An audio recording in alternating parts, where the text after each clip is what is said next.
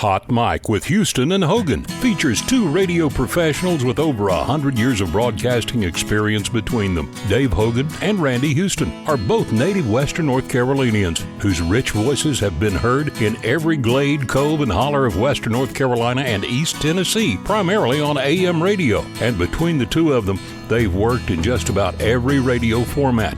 As you can imagine, these guys have tons of stories about the day-to-day of live radio and the interactions they've had with listeners and entertainers while they were immersed in, at the time, one of the most influential and informative mediums available. Those experiences will be featured in this podcast series. Check the subscribe button wherever you get your podcasts with Randy and Dave on Hot Mic with Houston and Hogan. Hello again, everyone, and welcome back to Hot Mic with Houston and Hogan. I'm the Houston part, Randy Houston.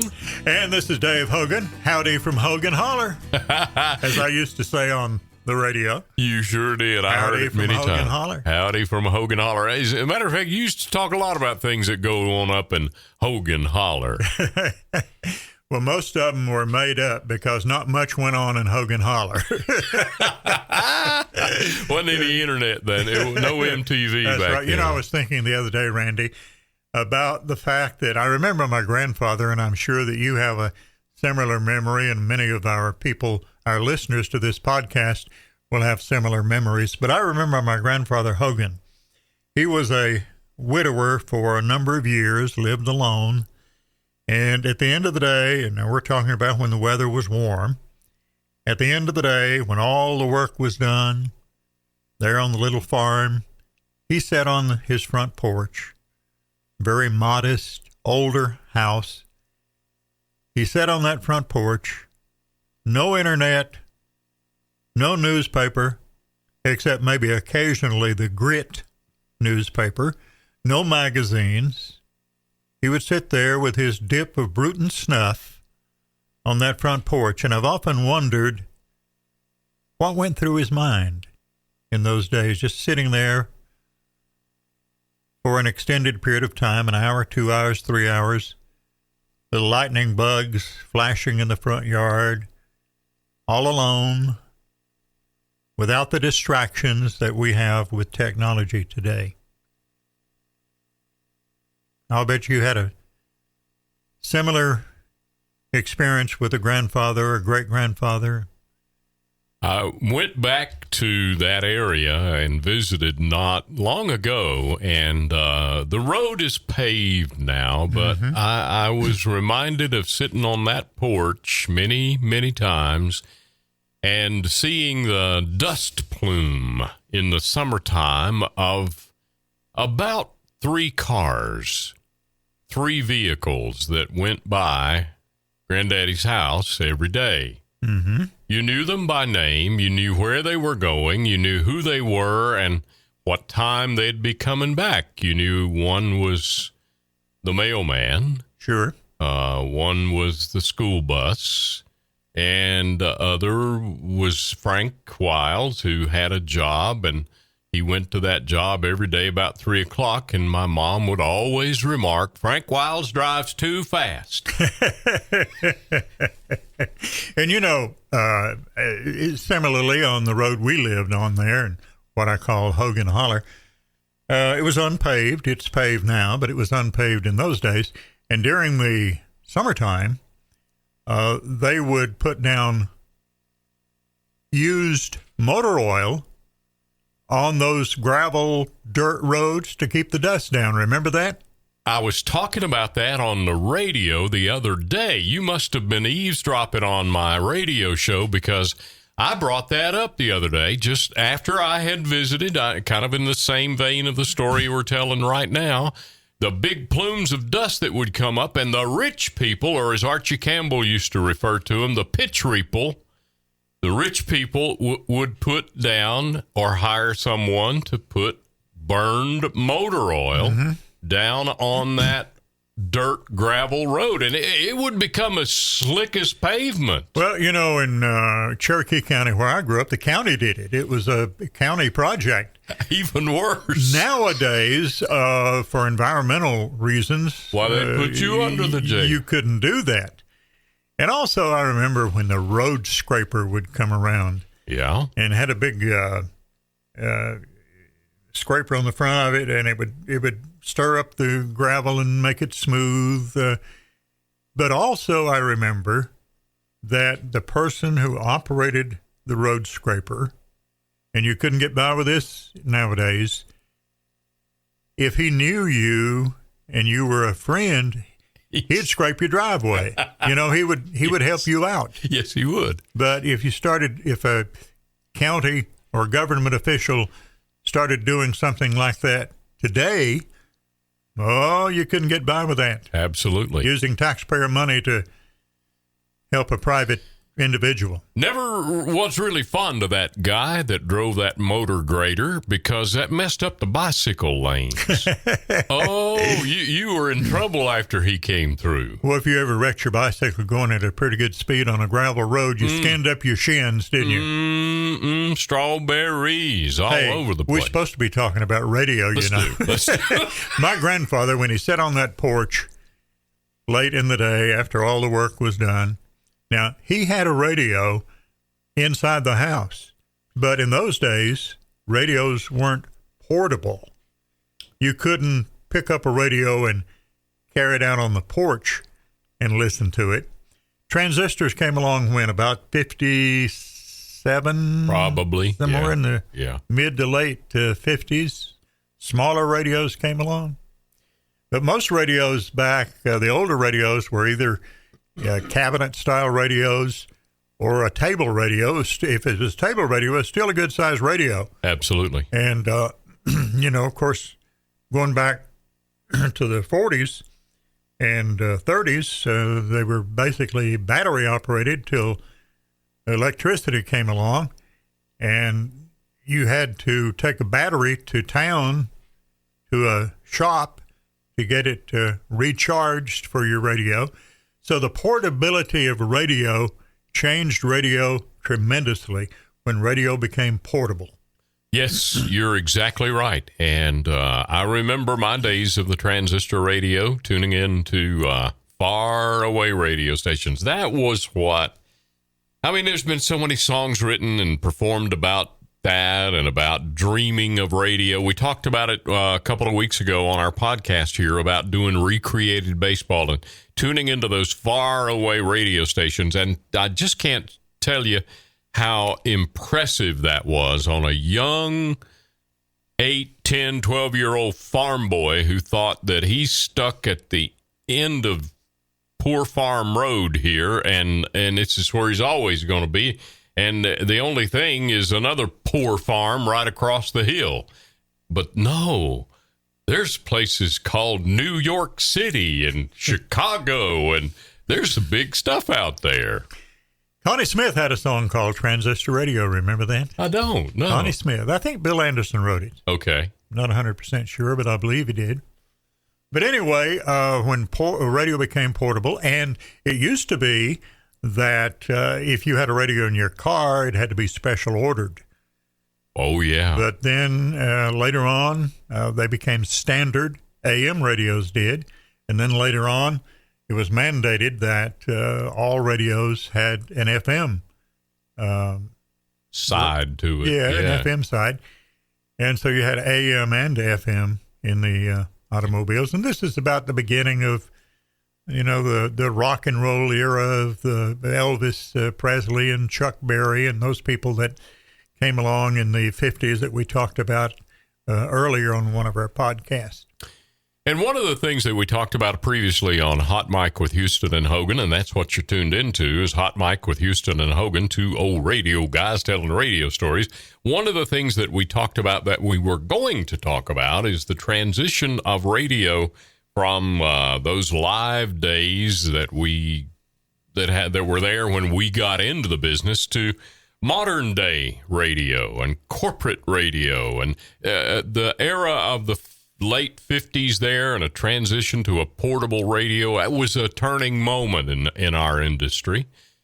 And another turning moment was what we're talking about now. The mid 80s, I guess, is when it started. The Right. mergers, buyouts, building up of big companies in our business, mid-'80s. That was another major turning point in the business. Exactly. Let's talk about live DJs for a moment, Randy. You and I, when we started in the business, and actually when I finished my career in the business and retired, I was still doing live radio. But a lot of times nowadays, more often than not, when you tune in a radio station and you hear the DJ, that DJ's not really there playing the music that you're listening to and introducing the songs. That program is what's known in the industry as voice tracking. Yeah. Explain that. What is voice tracking? Well, voice tracking is done on the computer, of course. Everything now is done on the computer. When you and I started in the business, there were tape recorders and reel-to-reel machines and cart machines and all of that stuff in the control rooms. And now it's all been replaced with a computer. And on that computer, there's software available to where you know what song is coming up next, what song was just played, what commercials are going to be played in that break, and you are given an opportunity to do a voice track, either coming out of that song you just played or going into the next song that's coming up, and the computer will marry all of that together. So a guy or gal in Timbuktu can pull up on the computer what the log is for next Thursday and can sit down and work with that log and do a show of those voice tracks. And those voice tracks will be inserted into next Thursday's log in the appropriate place, and it will play. And that disc jockey will sound like he is live. Now, right there. how long, let's just say a 4-hour show, how long would it take somebody to voice track a 4-hour radio show? You're asking a question and acting like an owner right there, Mr. Hogan. The economies of scale. One disc jockey can sit down and voice track a whole Monday through Friday series of shows every afternoon at 3 o'clock. Join Randy Houston on whatever radio station, and he can do the whole week of a 4-hour show each day in about 5 hours. Wow. One day. Right. And he's doing a week's worth of stuff. Now, when you and I were on the air, you still are, but we could take requests. You could talk to let me make a confession here, Randy. I don't know if I've ever told you this. I never did like to do requests on the radio. That's another reason that you and I are so in tune in our broadcasting ability. I don't like David Bromberg. I don't know if you're familiar with his music or not. He was at the Merle Fest not long ago, and during a live recording of his show at Merle Fest, he said to the audience, "Hey, anybody out there got a request?" He said, "I'll take them. I won't play them, but I'll take them." Now, let me explain why. Now, there's exceptions to that. If you have a segment of your show, and I've done this in the past, where you set aside half an hour or an hour or whatever to take requests, and you invite the listeners to call in requests. But for 2 or 3 reasons, I never liked to take requests. Number one, it was usually the same people who called all the time. Requesting the same song all the time. Secondly, oftentimes the song would be requested that just didn't fit the time frame. You don't want to have a hardcore David Allen Cove drinking song at 7 o'clock in the morning when people are eating breakfast. No. But inevitably, if you were taking requests, somebody would call and they would get mad at you if you didn't play that David Allen Cove song at 7 o'clock in the morning.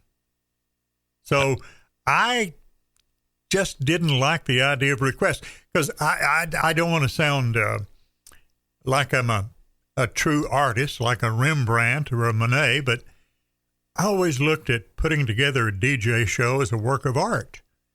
You had a certain type song to follow the music that was currently playing. You would, this song fits right in after this song, and you would build your show in that manner so it would flow.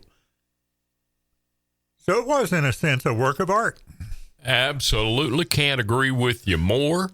And still to this day, I have the memory of a former GM telling me that it should be like ocean waves. Mm-hmm. Your program should be like the waves in the ocean, up and down, always ebbing and flowing towards the direction you want to go. But it's an ebb and flow, and it is a rhythm that you get into when you're sitting there playing records on the radio. And this is why I never did like music logs that were put together by somebody else.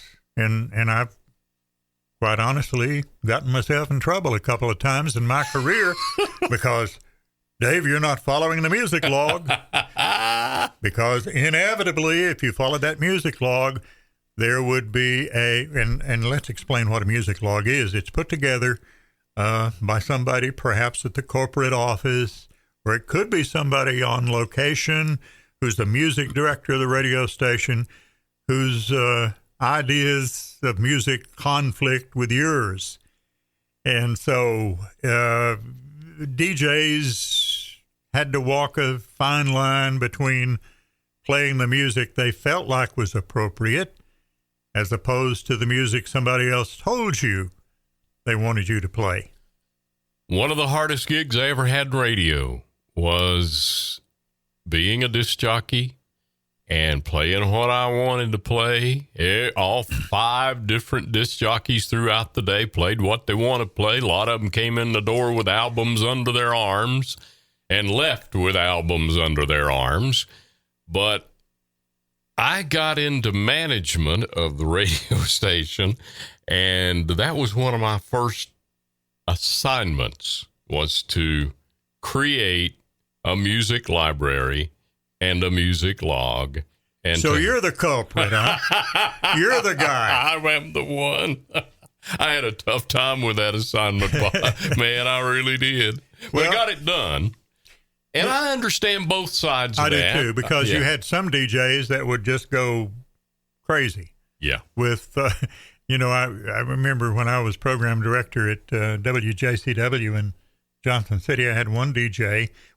All the DJs were live at the time, and I'd tune in. He worked a 7 till midnight shift, and I would tune in at 8 o'clock at night to see what was going on, and I would hear music that, where did that come from? Where in the world did that come from? So you did have music that an individual DJ might pick that would not fit your format. So I can see both sides. Yeah. But the fun for me in radio was picking my own music. That's exactly what we're talking about here today.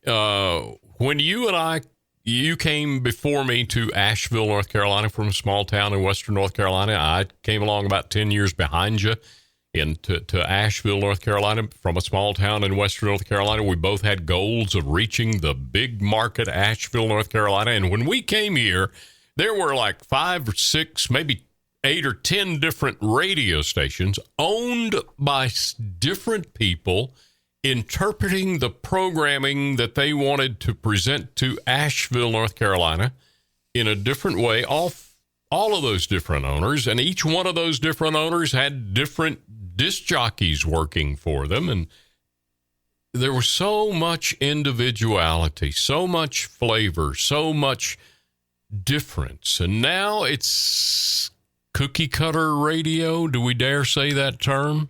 Yeah, and I took a trip across the United States, I guess about mid-'80s, late 80s maybe, more like the mid-'80s as I recall, and that's about the time radio started to change. Music logs that we're talking about came into existence, and you could be in Salt Lake City, Utah, listening to a radio station, and it would sound the same as the radio station that you listened to in St. Louis, Missouri, which sounded like the station you listened to in Asheville, North Carolina. Right. There was a great loss of individuality in the radio business. Now, when I first started in the business, I worked for an individual owner on the radio station in Franklin, the same in Murphy, the same in West Jefferson. And then for about 17 years, I worked for Zeb Lee, who owned WSKY in Asheville. Then when I moved to East Tennessee in the Johnson City, Kingsport, Bristol area, worked for a man named James C. Wilson, whose initials were the call letters of the radio station, WJCW, James C. Wilson. So you worked directly for the owner, and if you needed something or wanted something or had a grievance, you could go right to the owner and speak to the owner. And then radio started to change. Corporations started buying radio, but radio is not the only industry that was affected by change. The trucking industry was deregulated. The newspaper industry was affected. The banking industry was affected. Just about any industry you can think of started to be affected by corporate ownership, and deregulation had a lot to do with it in radio. It used to be that a newspaper could own a radio station, and then that changed. If you had a newspaper in a city, you could not own a radio station. And am I correct that at one time the FCC limited an individual owner to 7 radio stations? Is that right? I think it was at that time 7 AMs and 7 FMs. I think you were limited to 15 or 14 stations, period. And at one time, no one person could own 2 AMs in the same market. Mm-hmm. That's what resulted in the sale of WISE Asheville, where you and I wound up working, is Mr. Bud Polisek, who came along and bought WWNC in the late 80s, also had bought WISE, WKSF 99.9, but he could not continue ownership of both of those AMs, and he had to spin off WISE radio. And that's when Glenn Wilcox got into the radio business. Glenn Wilcox has been in a number of different businesses, including travel agency and hotels. Very prominent businessman in Asheville for many years. Yeah, and he told me, I don't think it was any secret that I'm repeating here, but said he lost more money in radio than he lost in any business. And a lot of people got into radio who shouldn't have owned radio stations. Yes. Because it's a very specialized business, but it also, to some people, looked like a glamorous business. And they'd buy a radio station having no idea what they were getting into. It'd be like me going and buying a bank. I wouldn't know how to run a bank. And some people would buy radio stations, and the only way they could be in the business would be to own the station because they knew nothing about broadcasting. It is a specialty business, like you said, and there's still money to be made in it. It's still a lucrative business. Radio has survived so much, Dave, and I'm so proud of that. I mean, in the days of when television came along, they called radio they said radio was dead. Yeah, I remember. Yeah, and then you brought it up. We got portable. We didn't have to lug around that battery to listen to the radio anymore. We got portable, and then we got and then the internet came along, and they said radio, it's gonna kill radio. Radio ain't gonna. We jumped on the internet too. And we're more popular now. Radio has survived all of this and is still listened to every single day. One of the things that happened that I think hurt radio a great deal was the FCC, the Federal Communications Commission, allowed too many radio stations to go on the air. Every little town had one or two radio stations, far more radio stations than the market could reasonably support, especially in the last few years as the business has changed. So what's happened, you have, let's take Waynesville, North Carolina. In Waynesville, and of course I live at Lake Junaluska, right outside of Waynesville. Waynesville used to be the furthest west radio station in North Carolina. And then I went to work, my first job, 16 years old, at WFSC in Franklin, which was the first station west of Waynesville. Now, Waynesville, if you walk up and down the street in Waynesville, North Carolina right now, and start asking people about the Waynesville radio station, most people would probably tell you they didn't know Waynesville had a radio station.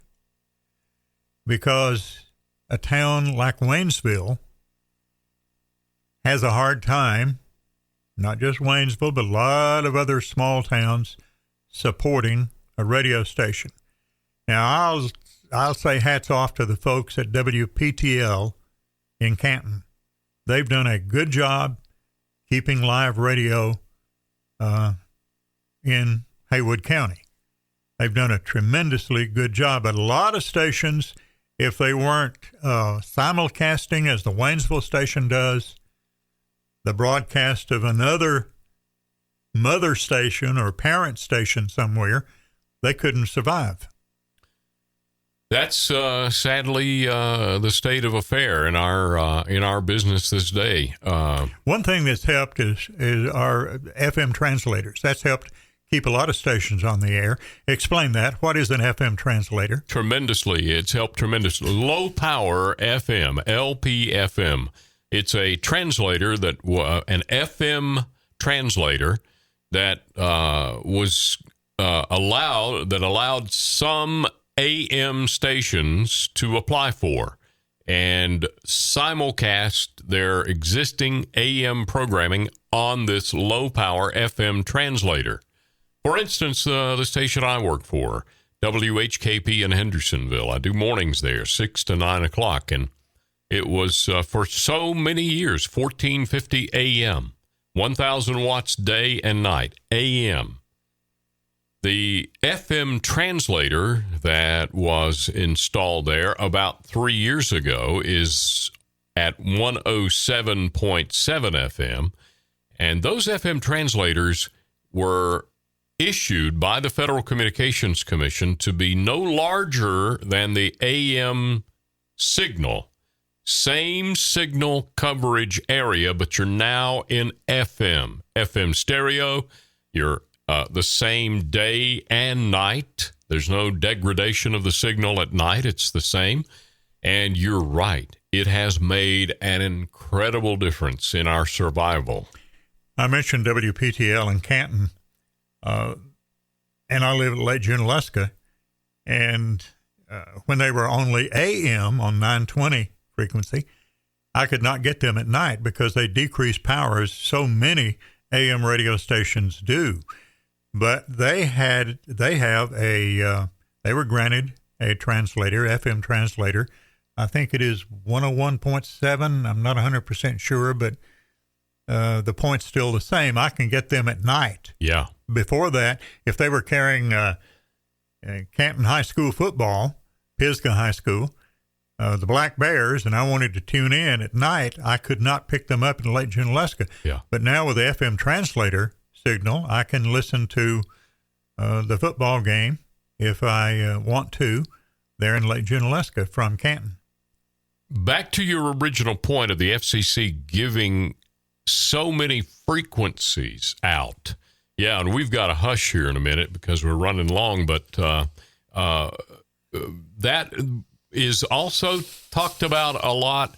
You know, when the FCC granted all of those AM small market radio stations a license, it just increased the noise floor of AM radio, and it really did have a degrading effect on the AM signal. a lot of industry people are not fully on board with these FM translators for the same reason. Gosh, this is just so much fun, Dave. It's called Hot Mic with Houston and Hogan, and we put another one in the record books here. We'll figure out something to talk about next time when you join us, and we sure hope you do. Yes, we'll be back real soon with another Houston and Hogan Hot Mic podcast. Be sure to click the subscribe button for another episode of Hot Mic with Randy Houston and Dave Hogan.